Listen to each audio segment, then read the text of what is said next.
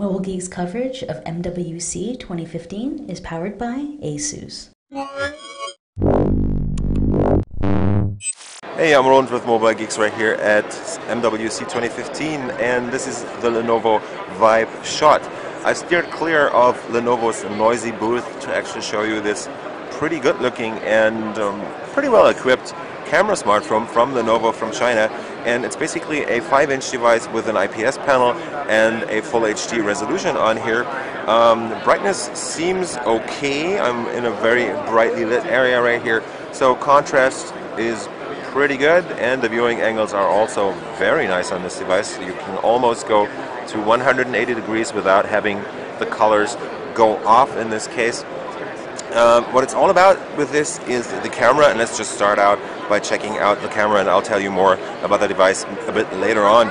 On the front we have an 8 megapixel camera on this device, so you can actually take very nice selfie shots with it. Other than that, we have the brightness sensors and distance sensors too, and we also get the capacitive touch buttons at the bottom, which are they don't seem to be lit, which is kind of sad because this device will probably not be super cheap when it comes to retail.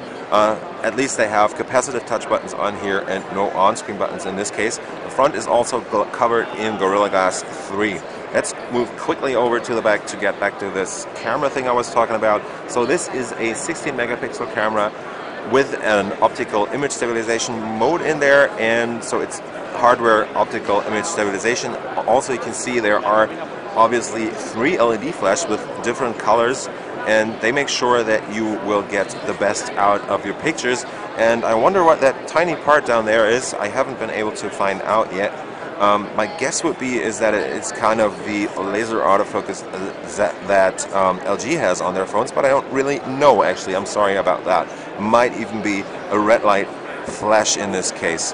The device takes pretty good pictures. I mean, let's try and just focus between different points right here. So we have a bunch of phones down here, and right now it is in the so-called smart mode, which you can switch up here. And I wonder if I can get it to focus. Yep. So as you can see, the focus is pretty quick in this case, and you have a two-step release button up here. And photo taking is also pretty quick. The focus isn't always totally accurate, so I guess that's not a laser autofocus on the back there. As said, you can switch between different modes up here with a separate hardware switch, just like that. And what you also get is the hardware camera shutter button, which is also a very nice feature to have on one of those camera focused devices. And next to that is your power button right there and the volume marker. The whole thing is in an aluminum frame, which looks very nice indeed. Then we have a 3.5mm headset jack right there, and over to the side this is probably the SD card slot. Going down you get the SIM card slot over here, which is for a nano SIM, I would guess. And at the bottom you get the speakers plus your micro USB 2.0 port, and on the side here is a small thing to actually put a leash on this and carry it around your neck.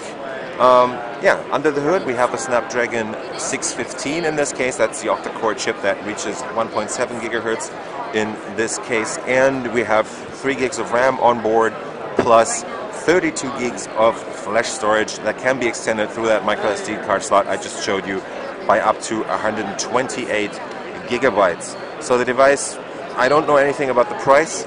It definitely looks pretty nice. There already have been some problems on here with the scratches, but this thing is actually just a prototype, I would guess, and it's been to a lot of trade shows, I would presume.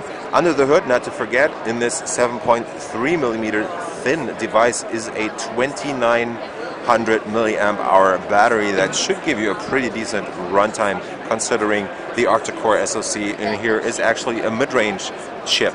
So this has just been a quick look at the Lenovo Vibe Shot at MWC 2015. And if you like what we do on our channel, give us a thumbs up, follow us on Twitter, Facebook, and Google+, and we will see you later. Bye-bye, guys. Mobile Geek's coverage of MWC 2015 is powered by ASUS.